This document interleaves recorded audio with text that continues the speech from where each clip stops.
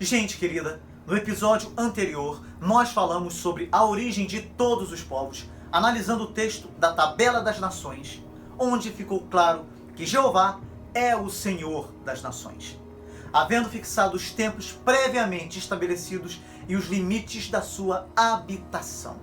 Atos 17, 26. Apesar de déspotas como Nimrod, Jeová é o Deus acima da geografia e da história. É Ele quem está no controle. Apesar das diferenças externas, todas as nações pertencem à mesma família humana. De um só Deus fez toda a raça humana. Atos 17, versículo 26. E não há etnia ou povo que possa afirmar ser superior a qualquer outra parte da raça humana. Deus se preocupa com todas as nações, e todas as nações da terra devem conhecer a Deus e lhe servir. Vimos que os descendentes de Cuxi, que ficaram no vale da Mesopotâmia, honraram um herói chamado Nimrod, que construiu um reino de cidades e estados proeminentes: Babel, Ereque, Acade e Calné. Pelo visto, o título caçador atribuído a ele se refere à tendência de Nimrod vitimar as pessoas e explorar os recursos naturais. Vimos que o caçador está em contraste com a palavra semítica comum, pastor, que designa um regente que tem no coração o bem-estar das pessoas.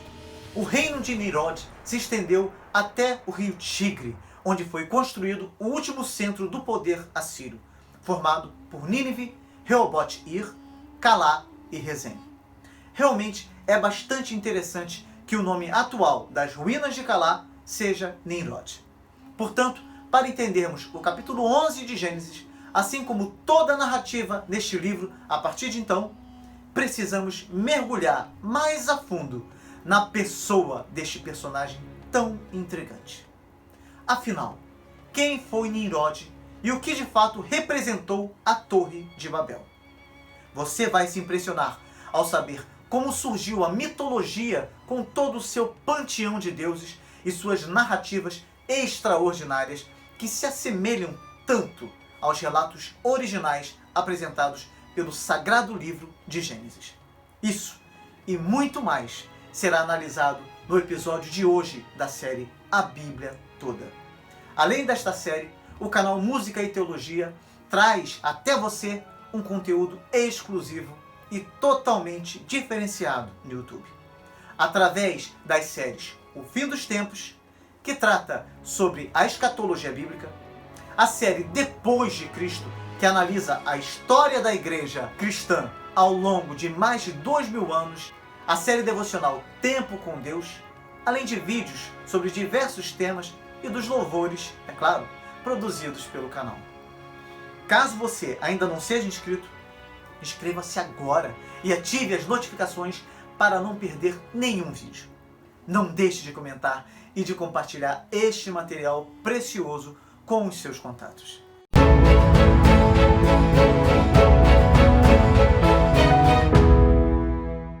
Após o dilúvio, vimos que, apesar de tudo o que aconteceu, as nações começaram a se afastar de Deus novamente. O pecado de Cã fez com que uma maldição viesse sobre o seu filho mais novo, Canaã. Algumas das civilizações descendentes de Cã contribuíram grandemente para o progresso material e intelectual do mundo. Os cananeus são justamente as nações que Israel conquistou e em cujas terras habitou. É difícil descrever a corrupção moral da sociedade cananeia, como eu já falei no episódio passado, especialmente a degeneração de suas práticas religiosas. Os descendentes de Cã assentaram-se em regiões que identificamos como Egito, Palestina, Sudão, Arábia Saudita e Iêmen. Dentre todos eles, Nimrod se destaca como sendo o fundador de um grande império. Ele é mencionado porque as nações que fundou tiveram um papel importante na história de Israel e também porque uma delas é Babel, que ocupa o lugar central da narrativa do capítulo 11 de Gênesis. E se quisermos compreender adequadamente a narrativa do livro de Gênesis a partir de então, precisamos mergulhar mais a fundo na pessoa deste personagem tão intrigante.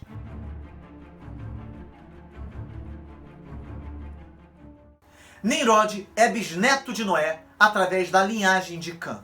Ele é chamado de poderoso na terra e de poderoso caçador diante do Senhor. Como já vimos, na Bíblia, o caçador é o oposto do pastor. Um bom exemplo é o de Jacó, o pastor, e Esaú, o caçador. O rei Davi é o principal modelo de rei apresentado pela Bíblia, e ele era pastor, assim como Moisés, que pastoreava os rebanhos de Jetro. No que diz respeito à figura do caçador, a Bíblia o apresenta como modelo de irreligiosidade e secularismo, pois o caçador tem a função de perseguir e não de guiar.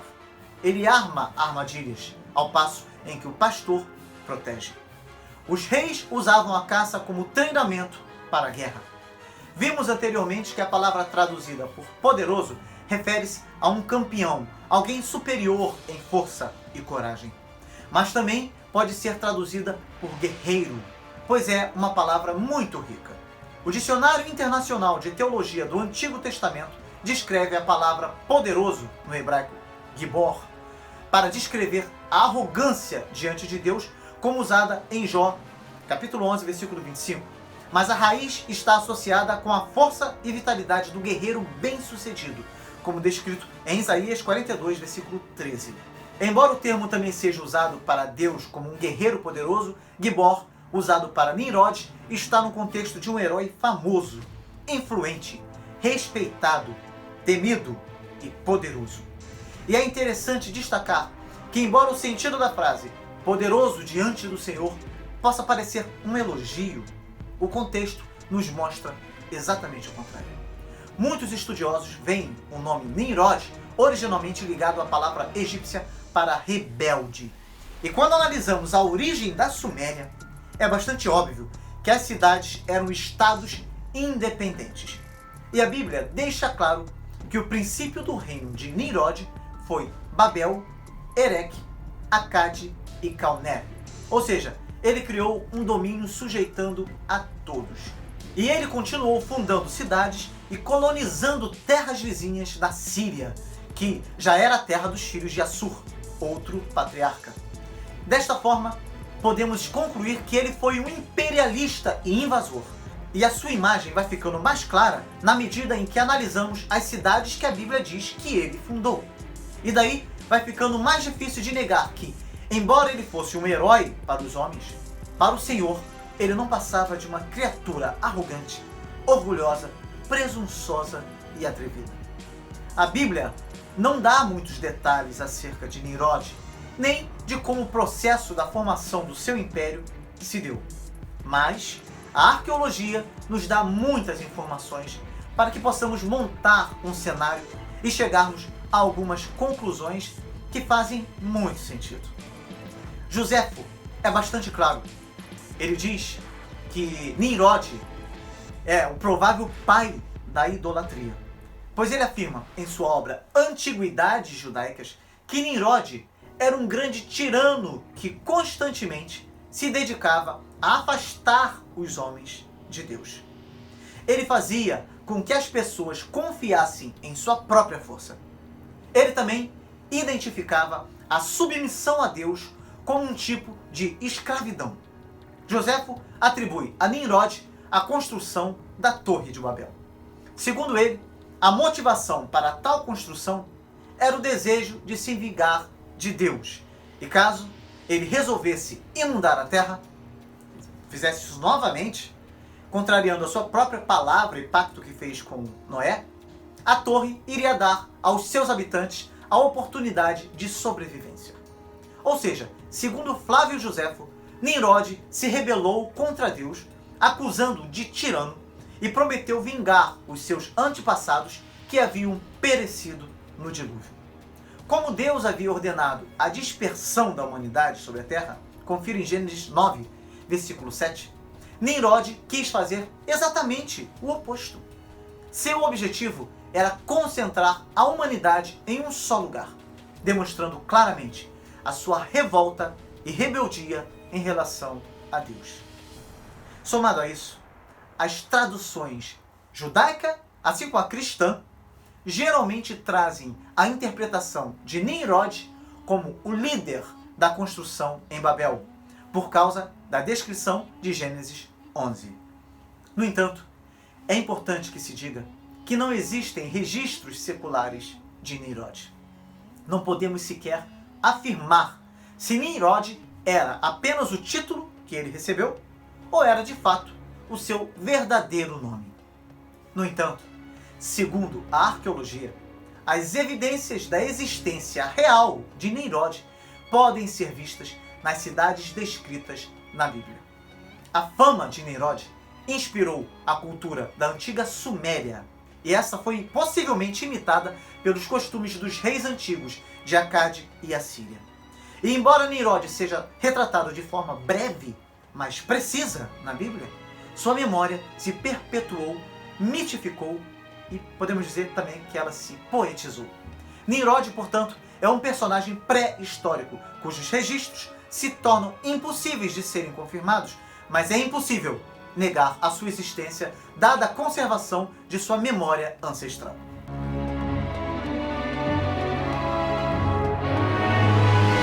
Ninguém nunca encontrou a Torre de Babel, é verdade? Mas há sinais claros nas civilizações antigas, tanto no Egito, como as suas pirâmides, a maior tem cerca de 146 metros de altura, como na Síria e especialmente na Babilônia, onde eles tinham uma espécie de torre chamada de zigurate, parecida com uma pirâmide com degraus que formavam uma espécie de escada em direção ao céu. Estes zigurates e templos em forma de edifícios que cresciam para o alto trazem a ideia por trás da Torre de Babel e mostram o tipo de mentalidade que havia na Babilônia. Então, nesse sentido, nós temos paralelos bem definidos pela arqueologia.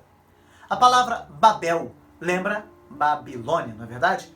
Mas é surpreendentemente que, tal como acontece com as outras cidades vizinhas, a Babilônia não tenha uma grande importância política registrada em sua pré-história.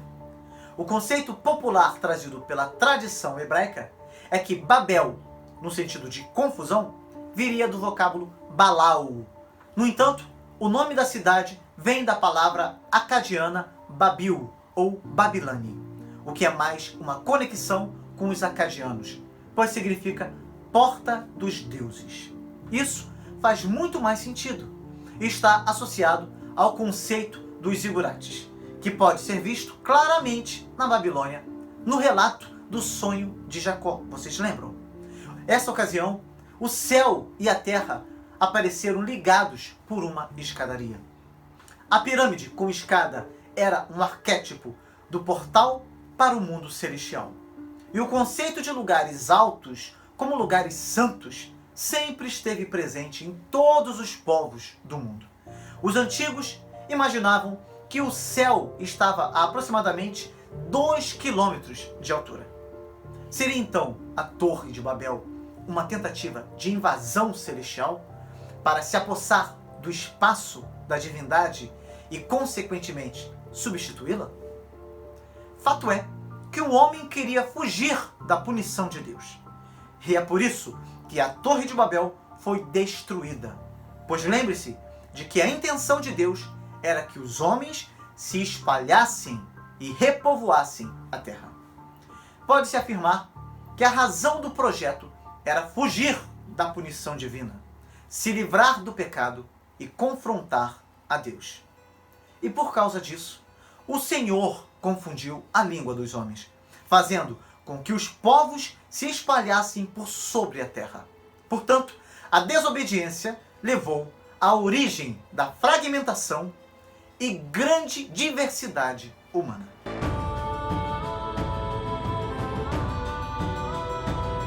Muitas narrativas bíblicas podem ser encontradas em diversas culturas.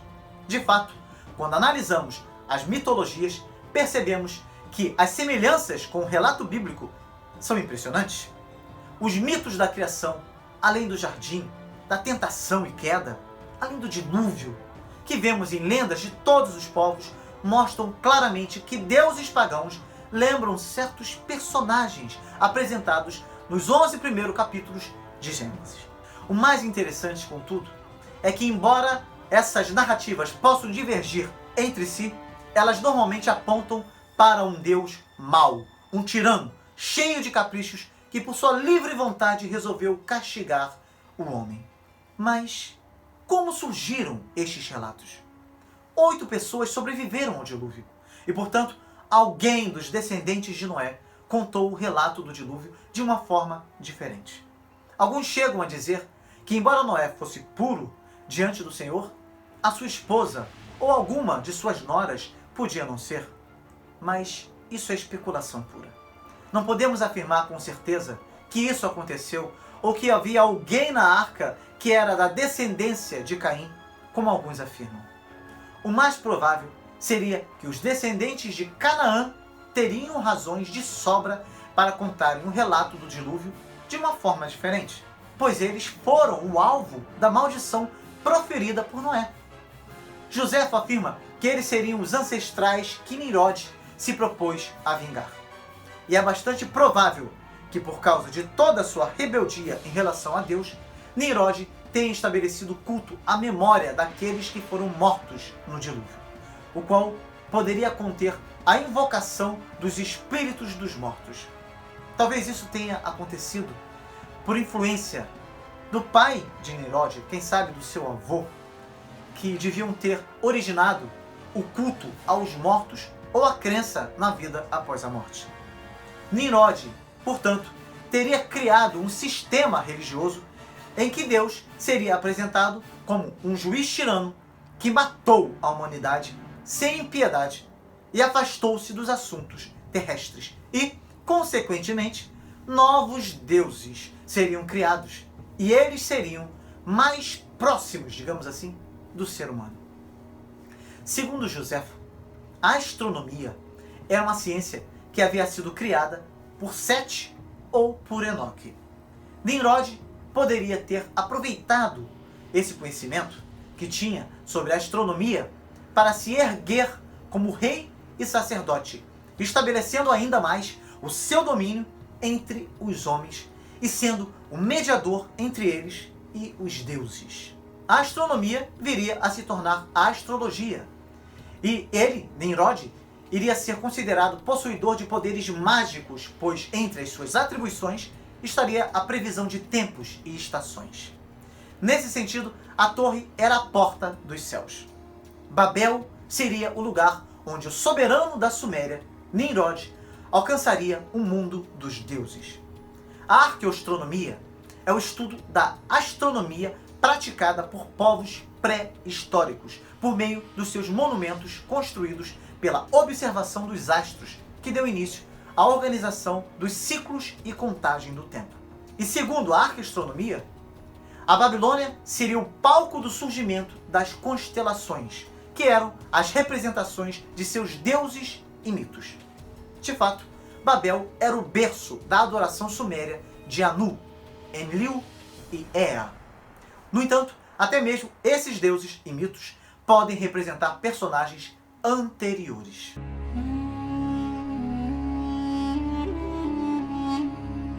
É muito interessante identificar que os panteões do paganismo seguem um padrão. E isso acontece especialmente no Oriente Médio e na Grécia, através de uma equivalência entre os deuses. E é bastante impressionante também que essa semelhança seja em relação a alguns personagens bíblicos, principalmente em relação aos descendentes de Caim, que são descritos no capítulo 4 de Gênesis. Na cidade de Lagash, na Suméria, foi achado um selo cilíndrico que mostra a serpente Ningenzida, a serpente guardiã da árvore do conhecimento, ou a própria serpente do Éden, com um casal que nos lembra Adão e Eva, que aparece diante do deus Anu, também conhecido como Enki. Esse selo cilíndrico é impressionante, pois mostra o rio da vida saindo do trono da divindade, enquanto o casal se encontra numa posição de clemência e penitência. Também está presente uma serpente com 4 patas e com asas, com a aparência de um dragão. E outra figura que chama muito a atenção é o dragão em forma humana, que serve de intercessor do casal diante de Deus e que traz em seus ombros a serpente Ningenzida. Esta mitologia conserva claramente a história de Gênesis, mas inverte o caráter dos personagens. A serpente dragão é o diabo. Ele é aquele que fornece o conhecimento negado por um Deus que, em sua tirania, privou o casal humano de ter acesso à água da vida eterna. Ou seja, Deus é mau e Satanás é bom, pois tenta aliviar o sofrimento humano. Outro mito é o de Adapá, chamado de o Adão sumeriano, onde Deus também aparece como um tirano, cruel, distante e escravizador do homem, e ele privou o homem da comida que lhe daria a vida eterna. E assim também acontece no épico de Atrahasis, o épico acadiano babilônico da criação do homem, do grande dilúvio, que teria sido enviado pelos deuses Anunnaki para destruir a vida humana da face da terra. Somente o homem bom, Atrahasis, foi advertido do iminente dilúvio pelo Deus, seu criador, Enki-Ea, que o instruiu a construir uma arca para salvar a si mesmo e o seu grupo familiar, a espécie humana. Enlil, o rei dos deuses, ficou extremamente irritado, sem conseguir dormir por causa do barulho dos homens, e finalmente não aguentava mais e acaba persuadindo os outros deuses a se juntarem a ele no envio de um dilúvio devastador para a terra, que destruiria completamente os seres humanos. Atrahasis prestou atenção às palavras do Deus. Depois da arca pronta, ele carregou um casal de cada tipo de animal na arca e preservou a vida humana e animal na terra. Ou seja, Deus é mais uma vez visto como um tirano que, por motivo fútil, decide praticar um ato de extrema maldade. Acredita-se que estes são alguns exemplos de como Nimrod perverteu a religião, fazendo com que Deus fosse visto como um demiurgo, e assim os ídolos foram escolhidos em lugar dele. Nimrod, portanto, sendo um dos reis sacerdotes que presumia ser um mediador entre o céu e a terra, ou seja, ele era o chefe político-religioso que teria reunido povos de cidades vizinhas para um local de culto. Que local é esse? Babel. Lá, ele, através da torre, teria acesso às alturas para prever as cheias, estações, plantio e caça, sendo um rei civilizador, a figura de um deus sobre a terra. Sabe-se que séculos depois, na Babilônia, o mito do deus Marduk veio a ser desenvolvido. Marduk era um deus reconhecido pelos demais deuses como um vitorioso das forças do caos e que vivia no topo de um zigurate na Babilônia, de onde ele criou os homens para plantar e cultivar os canais. Neste caso, o mito de Marduk faria com que a memória de Nimrod fosse sempre lembrada. Marduk também foi identificado com os deuses de outros povos, como Zeus, Júpiter, Baal e outros. Desta forma, outros estudiosos consideram que a memória de Nimrod está preservada em Belos, nome grego para o deus Bel, ou Marduk, associado a Zeus e Júpiter, que também se associa ao zigurate e à fundação da Babilônia. No contexto pagão da Babilônia, Belos foi adorado como o deus da guerra. Em conformidade com este pensamento, o historiador grego Estrabão alega que o túmulo de Belos, que foi demolido por Xerxes, era um zigurate. Desta forma, a arqueoastronomia nos dá muitas informações sobre a história da Babilônia, que nos sugere que o Nimrod histórico foi possivelmente um fundador de uma grande religião, um rei sacerdote, um patese, cuja memória pré-histórica foi deificada e adorada pela posteridade, estando também relacionado nisso o uso da astrologia, os ídolos, as pirâmides e os zigurates.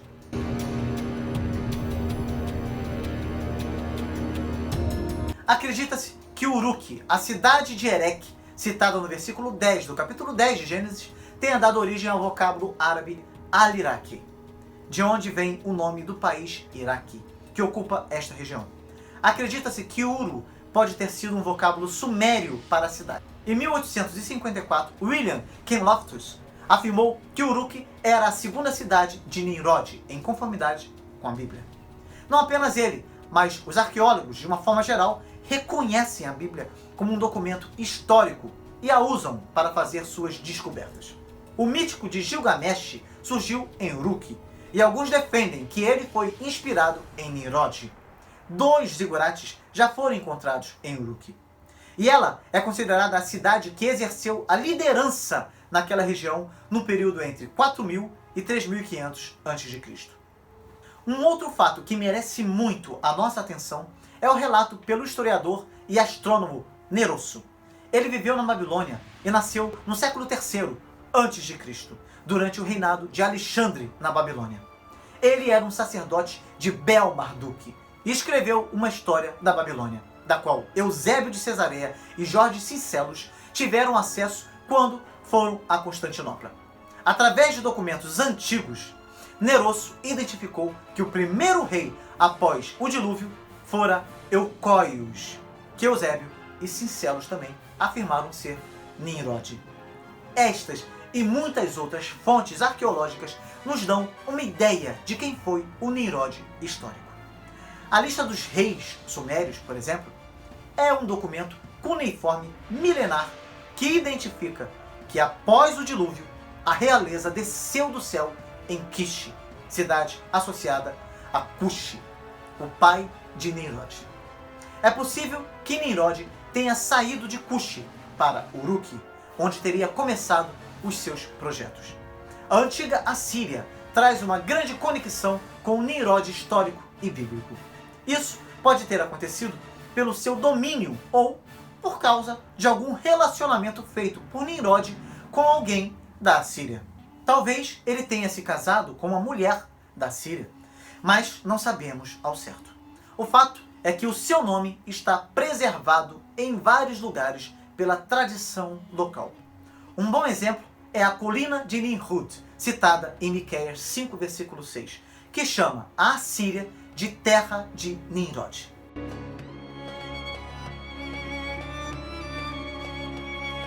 Não sabemos como foi o processo de mudança de línguas, como tudo aconteceu, e nem qual era a língua original. O que se sabe é que, na medida em que voltamos na história, percebemos que cada vez mais o número de línguas vai diminuindo. E sabemos que todas as línguas daquela região são derivadas de algo que é chamado de proto-semítico.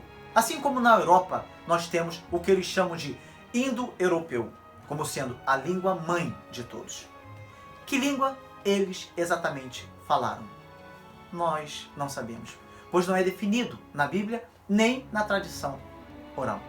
Alguns estudiosos sugerem o hebraico e até fazem especulações, dizendo que era uma língua sagrada ou um hebraico mais sagrado. Mas essas ideias não fazem muito sentido, não tem muito peso, digamos assim. Porque uma língua é apenas uma expressão cultural de um povo para tentar compreender o mundo à sua volta. Então, por exemplo, o hebraico se parece muito com o aramaico, que veio da Babilônia. E na verdade, as línguas faladas na Babilônia e no norte da Palestina, que eram de povos muito pagãos, eram línguas muito semelhantes ao hebraico e, no entanto, pagãs. Então, não há essa ideia que muitas pessoas têm de que, se souber falar hebraico, ela fica mais santa. Ou que no céu nós falaremos hebraico, pois seremos como Adão. E Adão deu nome aos bichos em hebraico. Isso é ir além do que a Bíblia nos ensina. E perceba que o Novo Testamento foi escrito em grego, que é uma língua muito diferente do hebraico, mostrando que isso, na verdade, não tem tanta importância assim. Portanto, nós não sabemos qual era a língua original e nem se essa língua era, de alguma forma, melhor ou mais sagrada que as demais.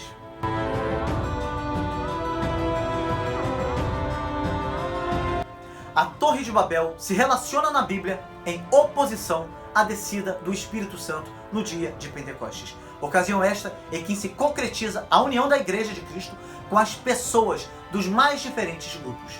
Enquanto o movimento da Torre de Babel é o de subir, de sair da terra para alcançar os céus, em Pentecostes nós temos um movimento completamente inverso, que sai dos céus para alcançar a terra.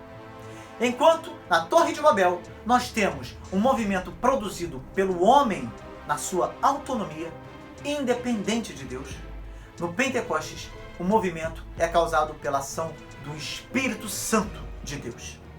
Enquanto que na Torre de Babel foi desfeita uma unidade por causa do pecado, tornando-se assim uma fragmentação através do surgimento de uma grande variedade de grupos linguísticos e étnicos. No Pentecostes aconteceu o contrário. Toda a diversidade de línguas foi anulada quando eles começaram a falar em outras línguas e, consequentemente, todos acabaram se unindo. Isso significa que a unidade humana, independente de Deus, é maldição. Você pode nomear destruição e não chega a lugar nenhum.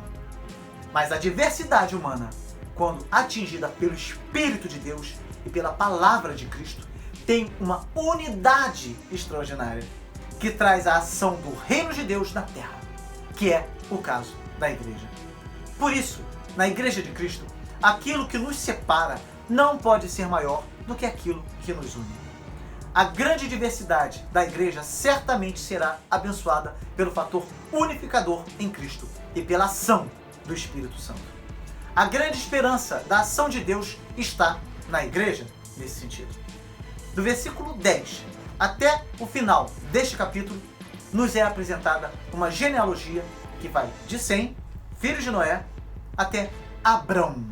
Esta genealogia, como é comum em Gênesis, tem 10 pessoas mostrando uma ação completa da direção de Deus na história. Aqui, os homens começam a viver menos. Veja que interessante. Selá vive 433 anos. Peleg e Reu viveram 239 anos. Serug viveu 230 anos. Naor viveu 148 anos. Interessante como a longevidade foi diminuindo. E o texto vai preparando o caminho para a chegada de Abrão, pois é através dele que Deus vai agir de uma forma especial e extraordinária para conduzir a história da redenção da humanidade até a vinda prometida do bendito Senhor e Salvador Jesus Cristo.